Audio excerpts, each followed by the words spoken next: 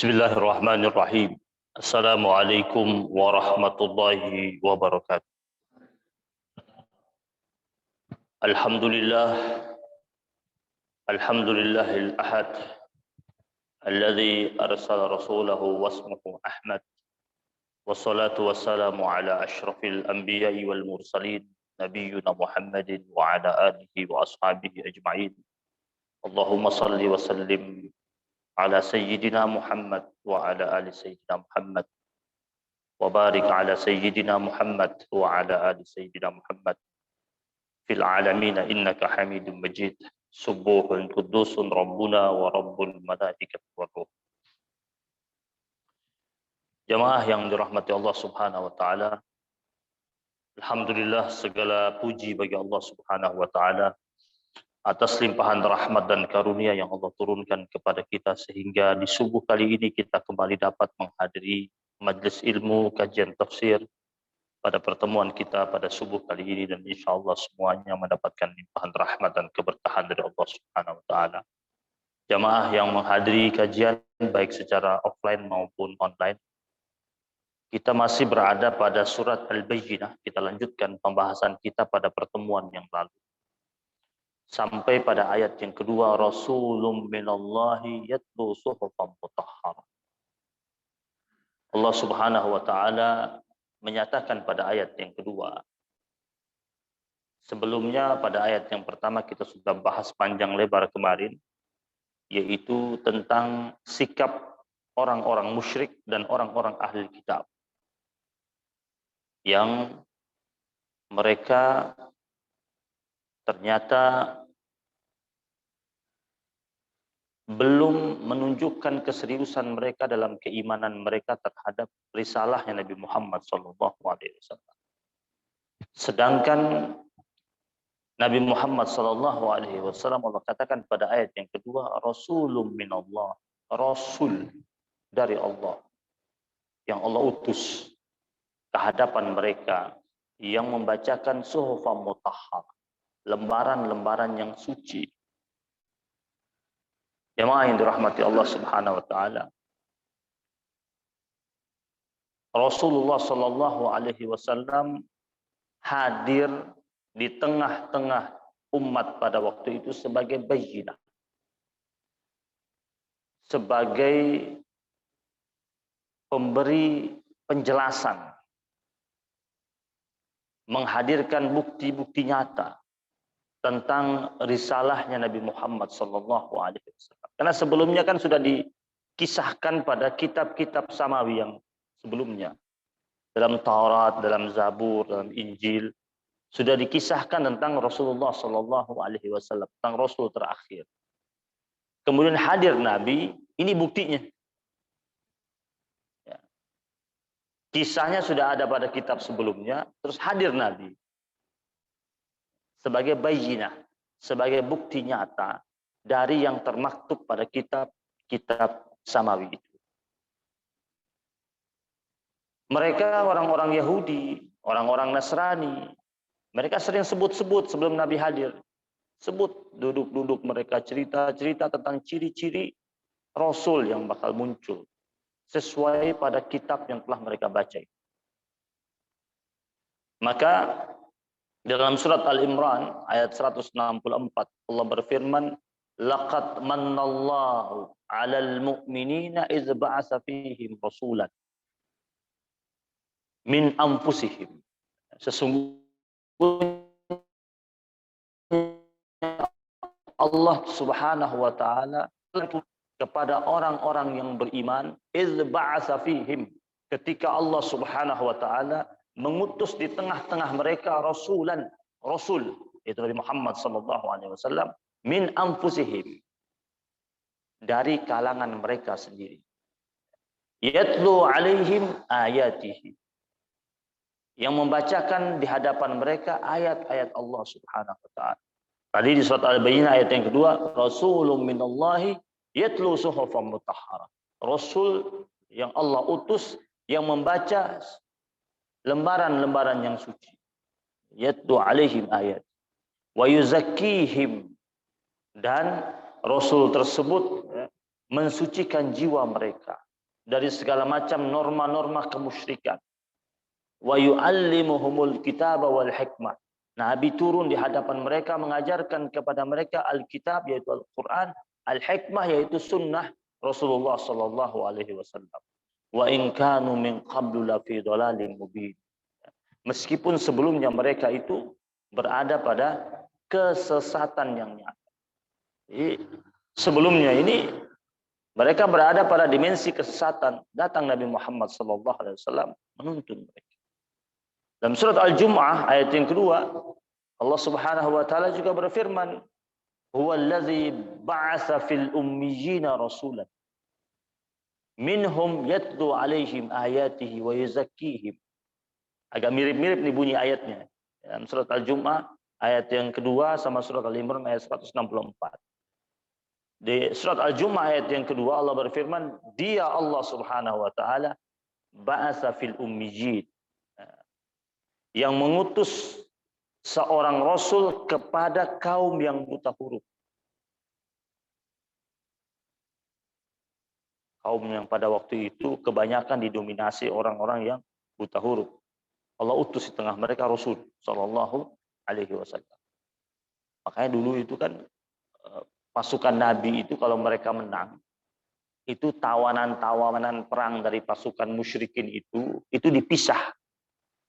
Dipisah antara yang bisa membaca dan bisa menulis sama yang tidak bisa membaca, tidak bisa menulis.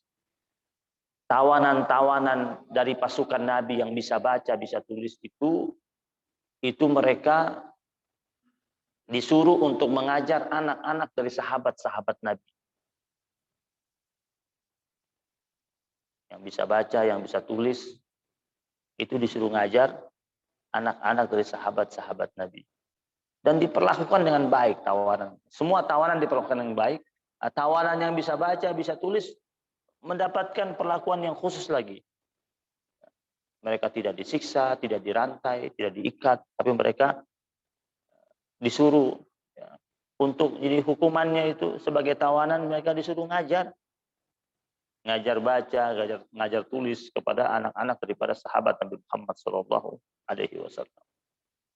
Yatlu alaihim ayatihi, membacakan kepada mereka ayat-ayat Allah Subhanahu wa taala, wa yuzakkihim, dan membersihkan hati mereka. Jadi ilmu tasawuf ini adalah ilmu yang dalam Al-Qur'an memang diperintahkan ini. Kita sering mendengar kalau ada orang yang tidak mau pakai istilah tasawuf, memakai istilah tazkiyatun nafas. Ada golongan tertentu yang mengatakan anti tasawuf, tapi ada kajian namanya tazkiyatun nafas. Tazkiyatun nafas sama kajian tentang rohani, hati, mensucikan hati. Nah, Nabi tidak hanya sekedar datang membaca menyampaikan kepada umat, Nabi juga Allah perintah membimbing rohani umat pada waktu itu, menjadikan hati mereka, menjadikan mereka pribadi-pribadi yang berakhlak secara lahiriah dan batiniah. Wa yu'allimuhumul kitaba wal hikmah, dan mengajarkan kepada mereka kitab Al-Qur'an dan hikmah sunnah Rasulullah sallallahu alaihi wasallam. Wa in kanu min qablu la fi dhalalin mubin, meskipun mereka sebelumnya berada pada kesesatan yang nyata, mubin. Kata bayyinah, bukti yang nyata, mubin artinya nyata. La fi dhalalin mubin, berada pada kesesatan yang nyata. Sekarang pada ayat yang berikutnya, yang ketiga, fiha kutubun qayyimah. Di dalam risalah yang Nabi bawa itu, yaitu Al-Qur'anul Karim, di dalamnya menjelaskan tentang isi kitab-kitab yang lurus. Kata kutub, kata kutubun dalam bahasa Arab bisa berarti dari kata kataba, bisa juga berasal dari kata kitab. Kitabun jamaknya kutub. Berasal juga dari kata kataba yang artinya menetapkan. Jadi risalah yang Nabi bawa berbentuk Al-Qur'an Kemudian Al-Quran itu di dalamnya terdapat penjelasan tentang ketetapan kitab-kitab sebelum Al-Quran, yaitu Taurat, Zabur, dan Injil. Ya. Yang qayyimah. Qayyimah itu artinya lurus. Maknanya apa berarti? Pada ayat yang ketiga ini. Al-Quran turun kepada Nabi Muhammad, isi kandungan di dalamnya adalah menjelaskan dan meluruskan dan membenarkan tentang kitab-kitab sebelumnya. Jadi, Al-Quran tidak pernah menyelisihi kitab-kitab samawi yang sebelumnya. Tidak pernah. Karena semua yang turun itu dari Allah Subhanahu wa Ta'ala. Jika sekarang ada kitab-kitab samawi, ternyata isi kandungannya menyelisihi Al-Quran, berarti sudah mengalami perubahan dan pasti dirubah oleh tangan-tangan yang tidak bertanggung jawab. Karena sejatinya namanya kitab-kitab samawi sebelumnya, Taurat, Zabur, dan Injil, pastinya dia tidak akan bertentangan dengan Al-Quranul Karim. Karena semuanya turunnya dari Allah Subhanahu wa Ta'ala. Jemaah yang dirahmati Allah Subhanahu wa Ta'ala, dengan demikian kata kutubun qayyimah adalah kitab-kitab sebelumnya. Kutub itu berarti kitab-kitab. Kitab-kitab sebelumnya adalah kitab-kitab yang otentik. Kitab-kitab sebelumnya adalah kitab yang belum berubah. Jadi kalau seumpamanya ada yang mengatakan sekarang, kalau begitu ini harus umat muslimin harus yakin sama kitab umat yang lain. Nanti dulu, kitabnya sudah berubah belum? Masih otentik tidak? Kalau masih otentik dan tidak menyelisihi isi kandungan Al-Quran, berarti betul.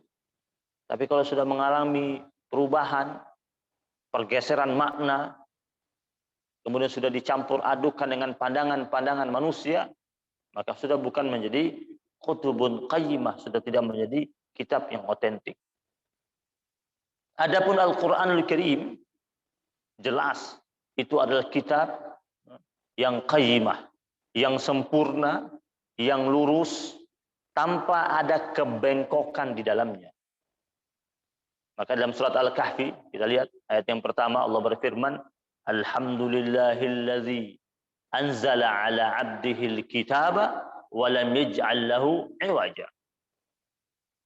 Segala puji bagi Allah Subhanahu wa Ta'ala yang telah menurunkan ala abdihi, atas hambanya yaitu Nabi Muhammad sallallahu alaihi wasallam, al-kitab, yaitu Al-Quran. Wa lam yaj'al lahu iwaja, dan dia Allah tidak mengadakan kebengkokan di dalamnya.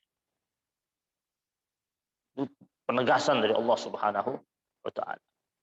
Sekarang ayat yang berikutnya, wa ma tafarraqal ladzina utul kitaba illa min ba'di ma ja'atuhumul bayyinah. Dan tidaklah berpecah belah orang-orang yang didatangkan Alkitab kepada mereka, utul kitab, illa min ba'di ma ja'atuhumul bayyinah, melainkan sesudah datang kepada mereka bukti yang nyata. Jadi setelah datang Rasulullah Sallallahu Alaihi Wasallam yang merupakan al-bayyinah, bukti yang nyata, sebagaimana mereka ketahui dari ciri-ciri Nabi Muhammad Sallallahu Alaihi Wasallam, kan mereka lihat semua ciri-ciri Nabi dan itu bayyinah, bukti nyata. Ternyata setelah itu ada di antara mereka yang beriman, ada di antara mereka yang tidak beriman. Ya, jadi ketika Nabi memasuki kota Madinah, ya, itu kan Nabi berjumpa sama ahlul kitab, tidak? Berjumpa sama ahlul kitab. Dari kalangan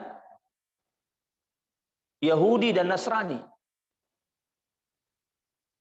Berjumpa dengan mereka. Maka ketika Nabi masuk di Madinah itu, ada 3 komunitas di Madinah.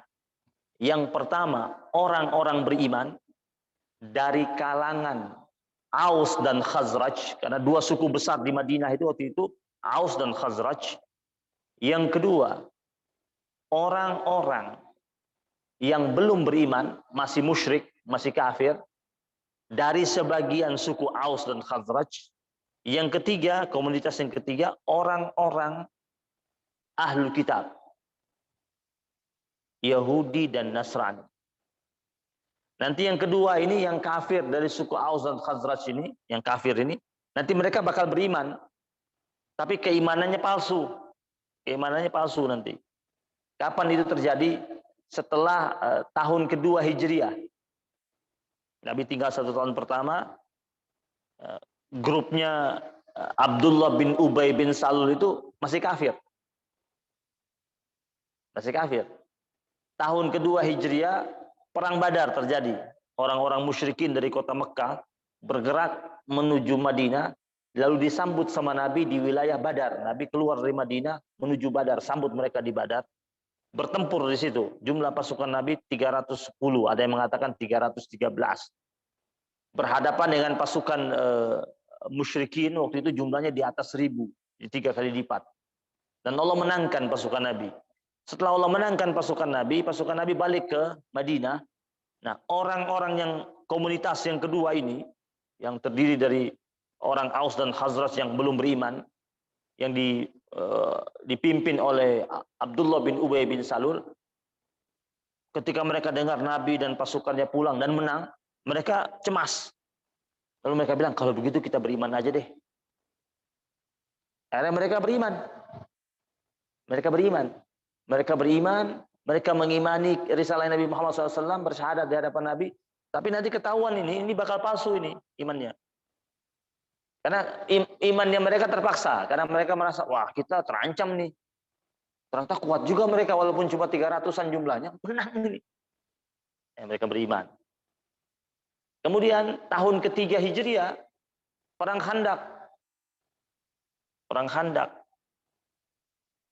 Datang pasukan musyrikin mau menyerang Nabi dan sahabat-sahabat Nabi dengan jumlah 3 kali lipat.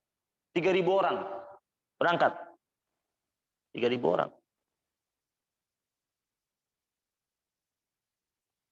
Sampai di Khandak disambut sama Nabi. Menang lagi di Perang Khandak. Nah, sebelum Perang Khandak, perang Uhud. Yang ketiga tuh Perang Uhud, tahun ketiga Hijriah. Perang Uhud. Jumlah pasukan yang datang serang 3.000. Ketemu dengan pasukan Nabi, jumlah Nabi tidak berbanding juga. Jumlah pasukan Nabi nggak sampai 1.000 kalau nggak salah. Ada yang bilang 1.000, ada yang bilang nggak sampai 1.000. Ketemu dengan pasukan Nabi tahun ketiga Hijriah. Ketemu di mana? Di Uhud. Nah, waktu di Uhud itu kalah pasukan Nabi. Tahun ketiga Hijriah. Ketika pasukan Nabi itu kalah di Uhud, ini orang-orang yang tadi masuk Islam ini, grupnya Abdullah bin Ubay bin Salul, mulai ini mereka bikin ulah. Maksudnya kemunafikan mulai nampak. Nah, ini menandakan kepada kita kaum muslimin, orang munafik itu akan tampak kemunafikannya kalau kita terlihat lemah. Jadi munafik itu dari dulu ada. Dari dulu. Dia akan muncul ke permukaan dan menampakkan kemunafikannya kalau mereka umat muslimin lemah. Nah, sekarang kan kita suka bertanya-tanya, kenapa orang berani banget nyerang umat muslimin? Lewat media dan sebagainya. Dan sudah nampak terang-terangan. Padahal dia muslim, tapi kemunafikan itu nampak jelas. Itu sebenarnya pelajaran buat kita menunjukkan, kaum muslimin, kalian lagi lemah. Di zaman Nabi kan begitu. Ketika mereka Nabi dan pasukannya kalah, mereka mulai tunjukkan kemunafikannya. Abdullah bin Ubay bin Salul dan rekan-rekannya. Abdullah bin Ubay bin Salul ini sebenarnya, kenapa kenapa sih dia tidak suka banget sama Nabi? Sebenarnya dia punya dendam pribadi dia. Dia hasut sama Nabi, dengki sama Nabi. Karena sebelum Nabi masuk Madinah, itu dia lagi digadang-gadangkan untuk diangkat jadi kepala suku Aus dan Khazraj. Karena pernah ada pertempuran namanya pertempuran Bu'as. Ada pertempuran Bu'as, itu pertempuran antara suku Aus dan Khazraj. Pertempuran kabilah, suka berantem, mereka ribut. Nah, pada waktu itu seluruh kepala suku mati. Orang-orang yang senior pada mati. Nah, setelah itu berapa waktu kemudian ada usaha rekonsiliasi. Kemudian mereka ingin angkat satu orang jadi tokoh. Dicarilah siapa tokohnya. Nah, yang diseniorkan udah nggak ada lagi kecuali tinggal satu orang ini, Abdullah bin Ubay bin Salul. Mereka ingin angkat dia. Lagi ingin diangkat dia, Nabi masuk Madinah. Ketika Nabi masuk Madinah, orang-orang lebih terpesona dan terpukau dengan Nabi. Akhirnya mereka angkat Nabi jadi pemimpin. Dia kesal di situ. Dia merasa posisi dia diserobot. Dari situ tuh. Jadi ini menunjukkan bahwasanya muara kemunafikan itu sumber dari mana? Dengki.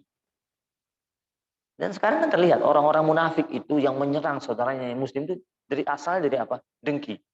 Saudaranya muslim itu buat baik saja pun tetap dicari jeleknya. Munafik. Nah, ketika tahun ke-5 Hijriah dalam catatan sejarah, tahun ke-5 Hijriah itu orang munafik mulai menunjukkan terang-terangan kemunafikannya. Yaitu pada saat perang Khandaq. Terang-terangan. Maka nanti turun surat Al-Munafiqun. Nanti kita bahas itu. Surat Al-Munafiqun 11 ayat.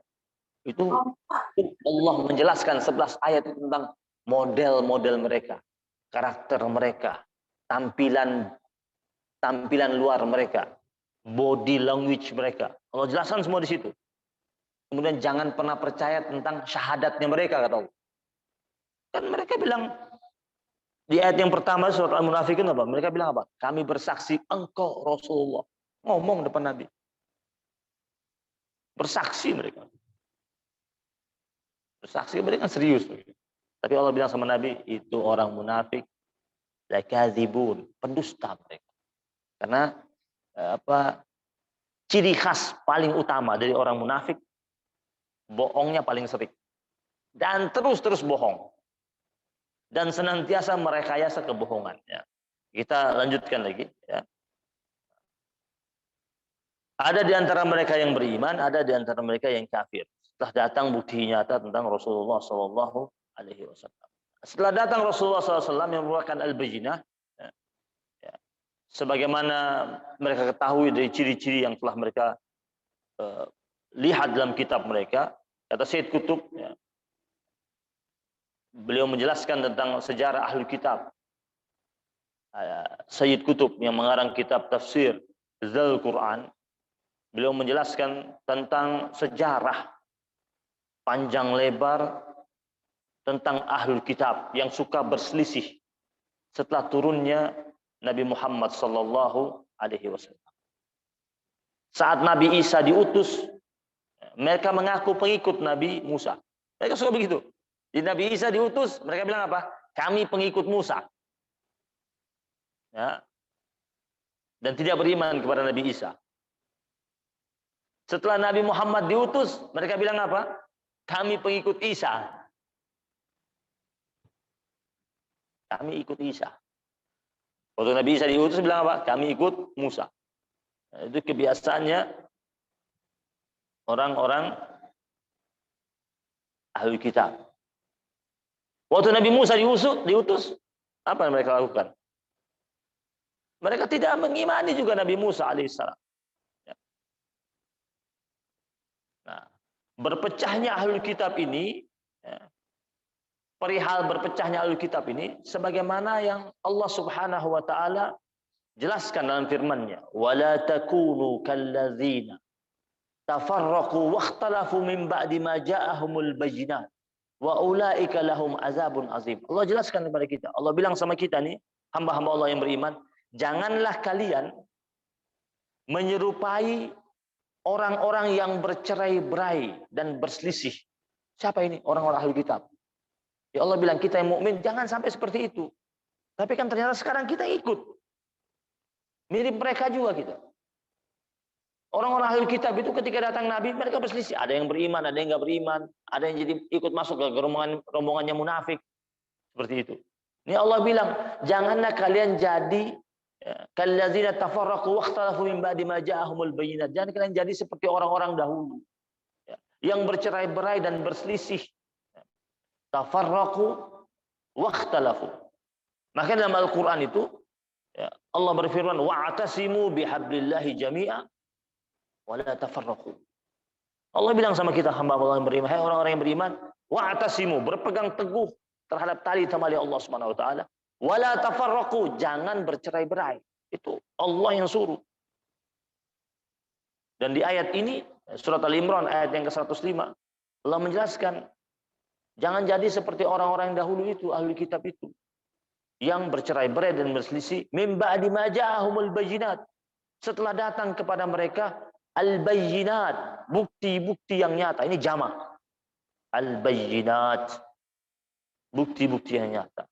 Wa ulaika lahum azabun azim. Mereka semua nanti akan mendapatkan siksa yang berat.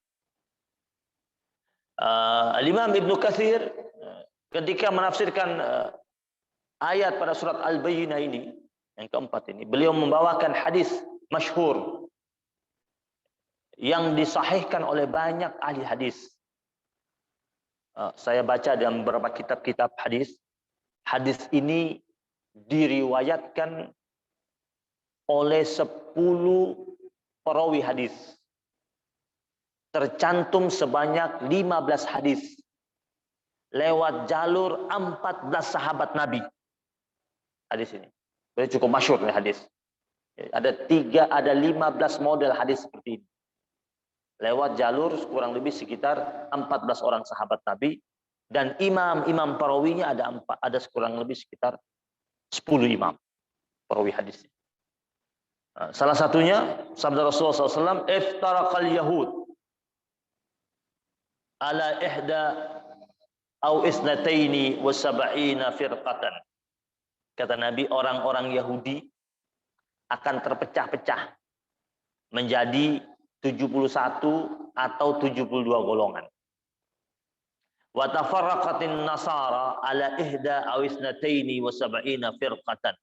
Dan orang-orang Nasrani akan terpecah-pecah sebanyak 71 sampai 72 golongan. Wa taftariqu ummati ala salasin wa sab'ina firqatan. Dan umatku akan terpecah-pecah menjadi 73 golongan.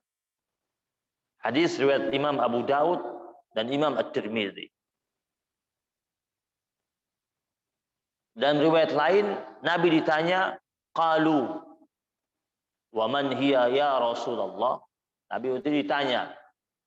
Di situ Nabi katakan illal jamaah, kecuali satu. Yang disebut dengan al-jamaah. Al-jamaah. Nanti akhirnya ditafsirkan itu oleh para ulama ahli hadis dan salafus salihin. Ini dimaksud al-jamaah adalah Ahlus Sunnah wal Jamaah. Dan Nabi di sini Nabi tidak sebut Ahlus Sunnah wal Jamaah, Nabi sebut illal jamaah. Maksudnya kecuali mereka yang tidak mau bercerai-berai, mereka yang mau menyatu bersama-sama. Lalu Nabi ditanya, "Wa man hiya ya Rasulullah?" Ini maksudnya jamaah itu apa? Kata Rasulullah, "Ma ana alaihi wa ashabi." Yaitu apa yang aku dan para sahabat-sahabatku ada di atasnya.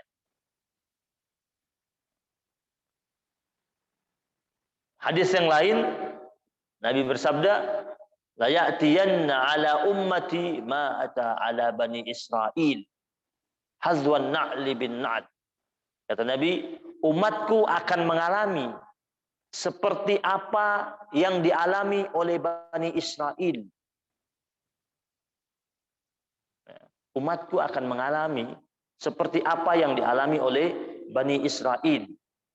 Seperti sejajarnya sandal dengan sandal. Jadi sandal itu kalau disejajarkan itu kan sama rata. Itu kata Nabi, nanti umatku akan mengalami hal yang seperti itu. Seperti yang pernah dialami oleh Bani Israel yang terpecah-pecah itu. Hatta in kana minhum, sampai ada di antara mereka man ata ummahu alaniyah lakana fi ummati man yasna'u dzalik. Nauzubillah. Jadi kata Nabi, nanti umatku itu akan mengalami apa yang dialami oleh Bani Israel. Dan sejajar mereka itu seperti dengan Bani Israel, seperti sandal yang bersejajar, sepasang sandal yang bersejajar. Perbuatannya, perilakunya. Sampai-sampai kata Nabi, jika ada di antara mereka yang menyetubuhi ibunya, ibu kandungnya sendiri, itu terjadi pada Bani Israel, itu bakal terjadi pada umatku. Ada nggak sekarang? Nabi ngomong 14 abad yang lalu. Nabi ngomong seperti ini. Lalu Nabi menjelaskan, wa inna bani Israel tafarraqat ala isnataini wa sab'ina millah. Bani Israel itu mereka terpecah-pecah menjadi 72 golongan. Wa taftariqu ummati ala 73 millatan. Dan umatku akan terpecah menjadi 73. Ya, Bani Israel 72, umat Nabi Muhammad 73. Kulluhum finnar. Semuanya berada di neraka illa millatan wahidah. Kecuali hanya ada satu millah.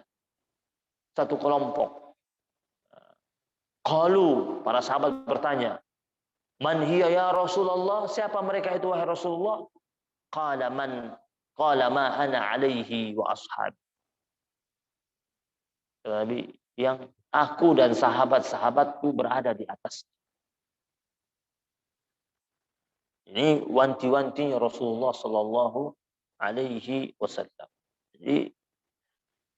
Jadi orang-orang Yahudi, ya, dari kaum Yahudi telah terpecah belah meskipun telah datang kepada mereka petunjuk dari Allah Subhanahu wa Ta'ala.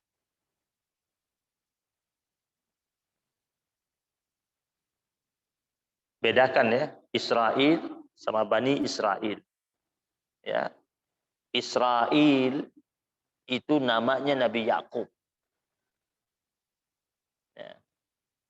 Nabi Yakub panggilannya Israel. Isra artinya hamba. Il Allah. Nama lain daripada Nabi Yakub alaihissalam. Dan riwayat hadis dari sahabat Nabi Abdullah bin Abbas, itu Nabi pernah datang masuk ke kumpulannya orang Yahudi. Kata Ibnu Abbas. Terus Nabi tanya, apakah kalian tahu? Ata'lamuna anna Israel Yakub? Apakah kalian tahu bahwasanya Israel itu adalah sebutan buat Yakub? Dan orang-orang Yahudi waktu itu yang ditanya sama Nabi, na'am, mengatakan ya, betul. Terus Nabi katakan, Allahumma syahad, ya Allah, saksikanlah ucapan mereka ini. Nah, kalau Bani Israel berarti anak turunannya Yakub.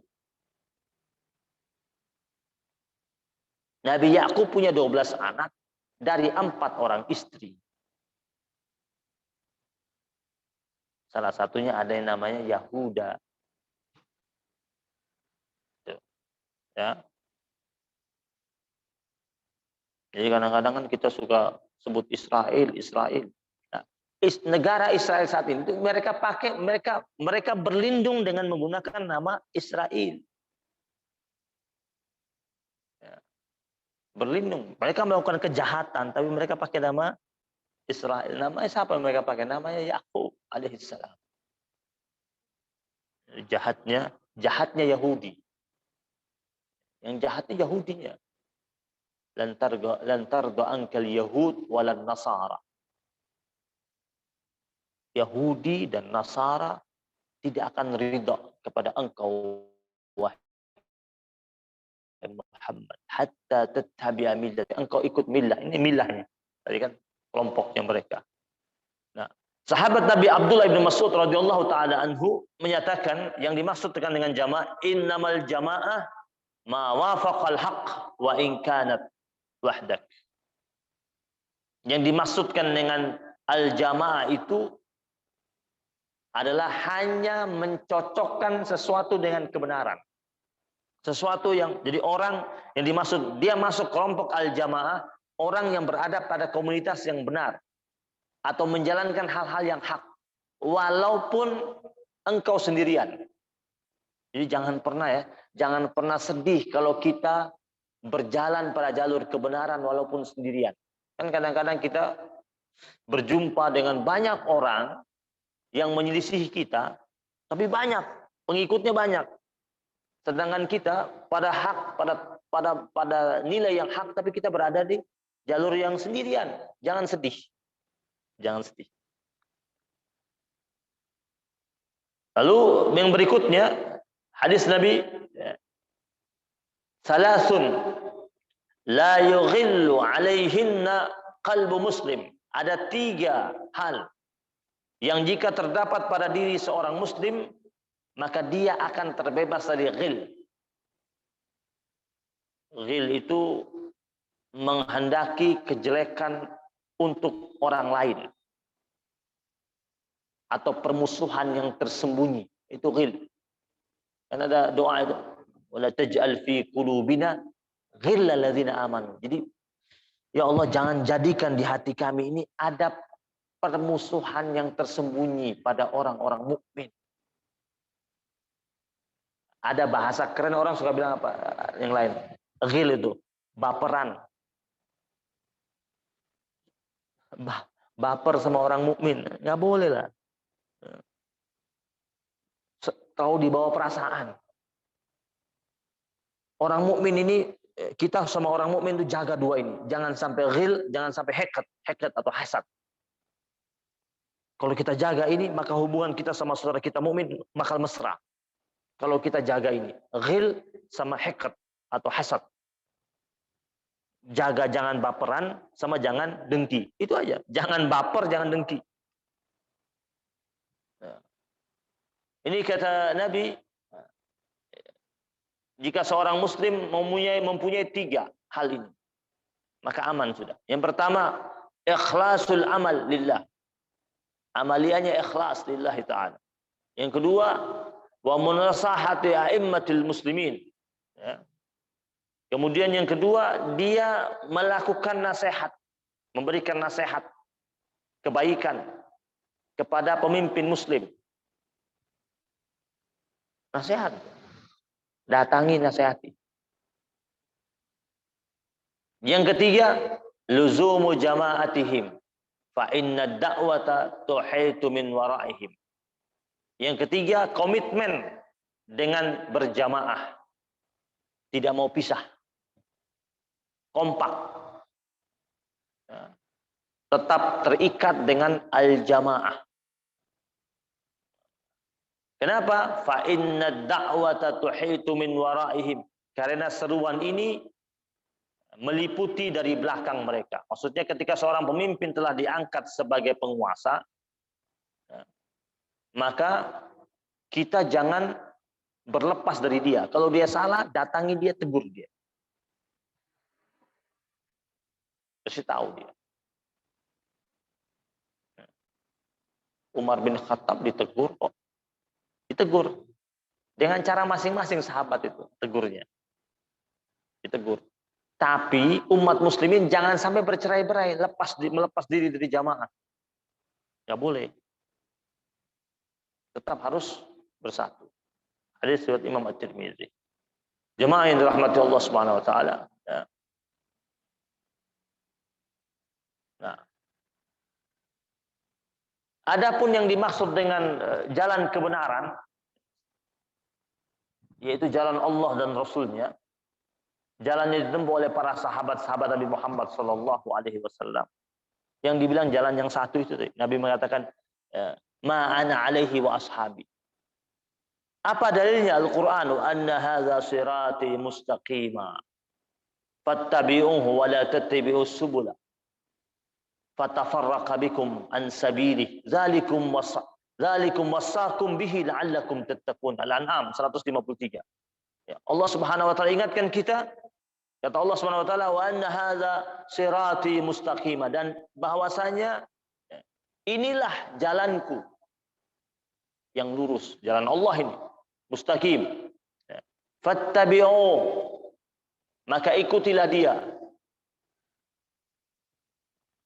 Wala tattabi'us subula, dan janganlah kalian mengikuti jalan-jalan yang lain. As-subul itu jamak dari sabil.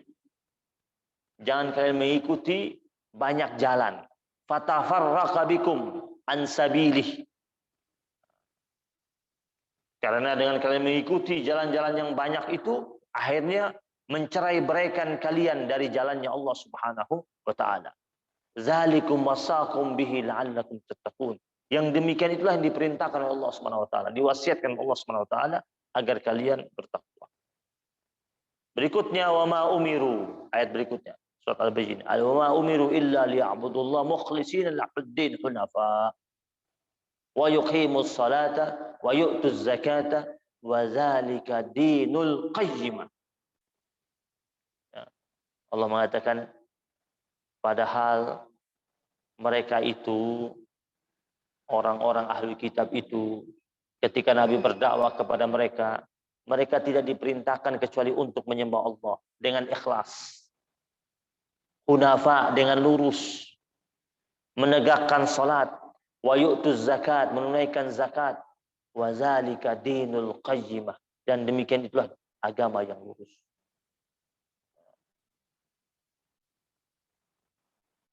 Di kitab-kitab sebelumnya diperintahkan seperti itu juga. Tinggal diulang lagi sama Al-Quran. Ditegaskan lagi oleh Al-Quran Karim. Ya.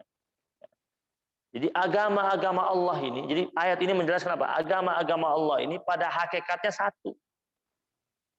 Ya. Kaidahnya agama Allah ini tauhid dan ibadah. Tauhid itu apa? Mengesahkan Allah sama ibadah. Ibadahnya apa ya? Salat, zakat itu. Itu perintah Allah Subhanahu wa taala. Tawaf dari kapan sih perintah tawaf? Dari zaman Nabi Ibrahim ada perintah tawaf. Diteruskan terus sampai zaman Nabi Muhammad sallallahu alaihi wasallam. Syekh Wahbah Az-Zuhaili dalam tafsir Al-Munir mengatakan ikhlas dalam beribadah ini ada tujuan pokok agama. Wa ma umiru illa liya'budullah mukhlishin. Tujuan pokoknya apa? Ikhlas. Semata-mata karena Allah Subhanahu wa taala. Hunafa adalah jamak dari kata hanif yang artinya lurus atau cenderung pada sesuatu. Islam adalah agama yang hanif, Islam agama yang lurus, Islam agama yang tengah, tidak condong kepada materialisme, juga tidak condong hanya kepada spiritual atau memisahkan urusan dengan dunia, tidak. Ya. Ada sahabat Nabi rajinnya di masjid aja. Tidak pernah keluar, sampai dibanggakan oleh sahabat-sahabat Nabi yang lain. Sampai Nabi katakan sama sahabat-sahabat Nabi yang lain itu, kata Nabi, terus dia punya keluarga nggak? Punya. Anak punya? Punya. Istri punya? Punya. Kata Nabi, siapa yang kasih makan? Kata sahabat Nabi yang lain, kami yang kasih makan. Kata Nabi, kalian lebih baik. Kalian yang support makanan untuk keluarganya, anak istrinya jauh lebih baik. Karena dia tidak hanya harus ada di masjid terus, harus kerja. Islam agama yang melakukan perimbangan urusan dunia dan akhirat. Hunafa. Zalika dinul qayyim. Itulah agama yang lurus. Innal ladzina kafaru min ahlil kitabi wal musyrikina fi nari jahannam khalidina fiha ulaika hum syarrul bariyah. Allah jelaskan sesungguhnya orang-orang kafir dari ahli kitab dan orang-orang musyrik, mereka berada pada neraka jahanam. Khalidina fiha, mereka kekal di dalamnya. Dan mereka menjadi syarrul bariyah, seburuk-buruknya makhluk Allah Subhanahu wa taala. Ya. Karena mereka orang-orang ahli kitab menjadi kafir, kenapa? Karena mereka mengatakan, ya, yang Yahudi mengatakan, ahli kitab nih, yang Yahudi bilang apa? Uzair anaknya Allah. Dan mereka, Allah katakan mereka musyrik.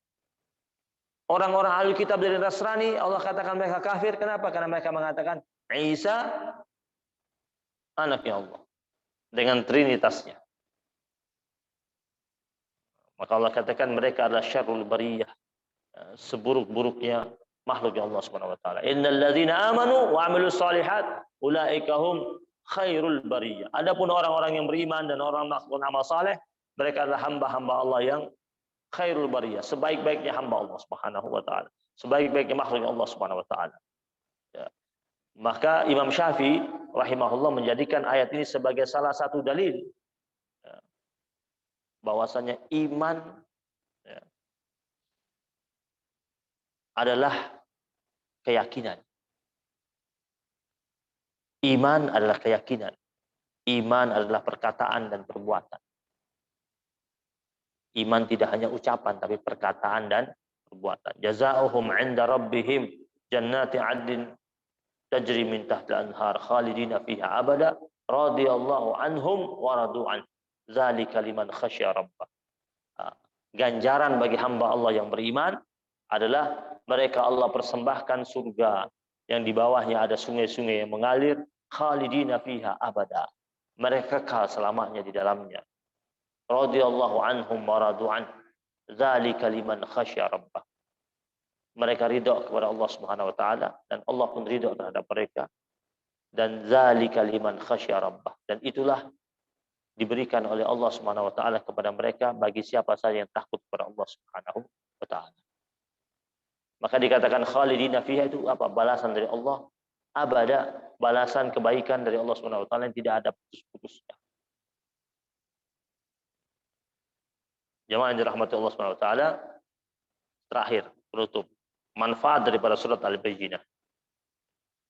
Ada ulama yang mengatakan surat Al-Bayyinah memiliki manfaat yang pertama untuk menyembuhkan wanita yang sering mengalami keguguran atau janinnya sering hilang dari kandungannya.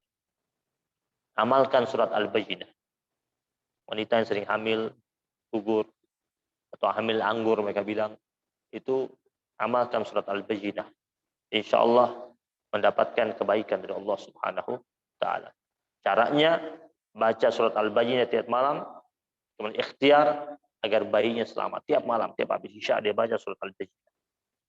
Kemudian jika ada seorang mukmin, muslim, muslimat mendadak ragu-ragu dalam keimanannya, padahal dia sadar itu perkara yang kurang baik, maka bacalah surat Al-Bayyinah 7 kali tiap malam. Dan kita kadang-kadang suka ada tuh dibisikin hal-hal yang bikin kita ragu sama akidah kita. Nauzubillah ya. Suka digoyang begitu. Maka bacalah surat Al-Bayyinah tiap malam 7 kali. Agar kita tidak sampai tergelincir. Ya. Apa yang berikut lagi kata ulama, apabila ada orang sering mengalami mimpi basah. Ya. Sampai sering ya, bertemu dengan lawan jenis. Sering mimpi. Ya. Maka perbanyaklah baca surat Al-Bayyinah. Dengan tartil sebelum tidur. Sebelum tidur baca surat Al-Bayyinah. Dan ada orang sudah berkeluarga masih aja mimpi basah itu masih keseringan baca surat Al-Bayyinah. Mimpinya sama yang lain-lain lagi mimpi. Ya, mimpi basah sama yang lain-lain. Baca surat Al-Bayyinah sebelum tidur. Ya. Kemudian jika ada seorang sakit perut, tidak diketahui jenis penyakit perutnya ini, dari mana, apa sebabnya, atau susah buang angin. Karena susah buang angin sampai harus operasi, ya, atau penyakit perut lainnya, maka ada ulama yang mengatakan carilah kunyit yang masih tertanam hidup. Kemudian bacalah surat Al-Buruj 3 kali. Baca surat Al-Buruj, datang ke itu kunyit yang masih tertanam, pegang, baca surat Al-Buruj 3 kali, cabut, lalu parut, kemudian peras, kemudian masukkan air dalam gelas, bacakan surat Al-Bayyinah 7 kali. Kemudian tiup pada kunyit tersebut dan minum. Insya Allah itu sebagai obat yang mujarab, yang bagus, menyembuhkan. Jadi ikhtiarnya seperti itu. Kunyitnya, datang ke kunyitnya itu, pegang semua dicabut, baca Al-Buruj 3 kali, cabut. Kupas, parut. Peras airnya, baca surat Al-Bayyinah 7 kali, tiup, minum. Untuk mengobati gangguan penyakit perut. Penyakit perut apa aja? Usus lah, mah lah, susah buang angin lah, dan sebagainya. Liver lah. Lakukan itu. Ikhtiar. Insya Allah disembuhkan oleh Allah Subhanahu wa Ta'ala. Mudah-mudahan Allah hadirkan kebaikan buat kita semuanya. Insya Allah pada pertemuan akan datang kita sudah masuk pada surat yang lainnya. Insya Allah surat Ad-Duha kita masuk kajian pada pertemuan berikutnya. Rabbana taqabbal minna innaka antas samiul alim wa tub alaina ya maulana innaka antat tawwabur rahim. Wa sallallahu ala nabiyyina Muhammadin nabiyil ummi wa ala alihi wa sahbihi wa baraka wa sallam alhamdulillahi rabbil alamin. وبحق سيدنا محمد وعلى آل سيدنا محمد الحمد لله رب العالمين. والسلام عليكم ورحمة الله وبركاته.